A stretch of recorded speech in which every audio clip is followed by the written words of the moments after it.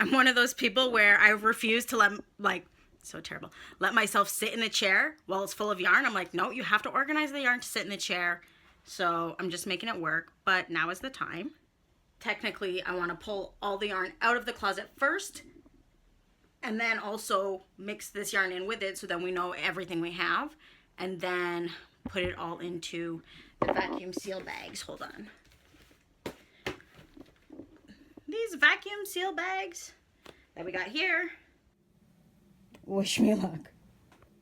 Look at how many. Look at all the bags that this came with.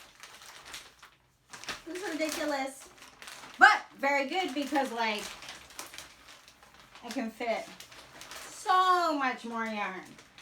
We got everything put in the vacuum seal bags. Now here's the moment of truth. I'm gonna test it out with our air mattress pump. See. Oh. Hold on. Not working, not working. So it didn't vacuum, or like the air pump didn't work.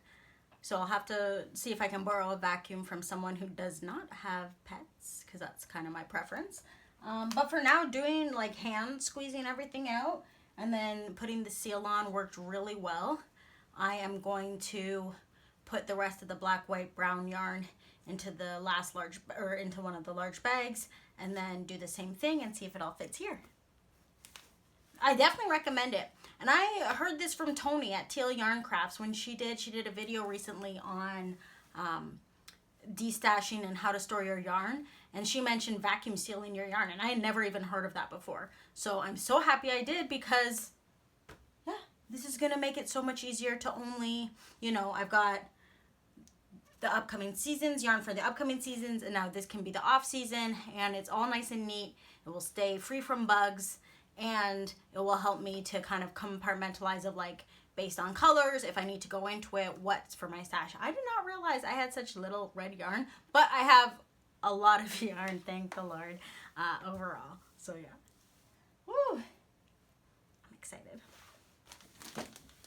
And this feels good. It feels nice to have it all organized. I definitely feel so much better in terms of like mental clarity to have, I can actually see all the yarn. It's not in a bunch of plastics. I felt so guilty about all of that. I know it's in one plastic, but about all of the different Ziploc bags. Don't worry, I'm not going to throw those out. I'm going to reuse them. I will reuse them. But this is so nice to have everything organized also by color. We did it! Hold on. We did it! We've got... This chair makes a lot of noise when I move. The basket is empty. I'm in the chair. Everything's organized, and look. Can close the closet door. Hooray! And I just found out that Mom and Nan are coming through with God's blessing on Sunday, which means I haven't actually given a crochet item yet to my first nephew. I feel terrible, like a bad aunt. And so I want to, you know, I've been working on this little baby cap. Try not to get my lipstick on it.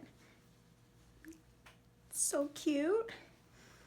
And so I've got this cotton yarn, and I want to make this woven stitch blanket for him, hopefully by Sunday, so that I can put it in a little like crochet baby set basket or gift set for him, and then send it with them on their way. I want to see if I can do it in 48 hours. I'm going to put on some Jurassic Park, and I actually have never seen it for the first time, but I listened to this podcast with the guy from Storyworthy, Matthew Dix, and I think he talked about how Jurassic Park is actually a story about parent, or like wanting to be a parent for the first time, and now I really want to see it, even though it might be about dinosaurs, and hopefully the dinosaurs don't scare us, right, Gary? I want to see it.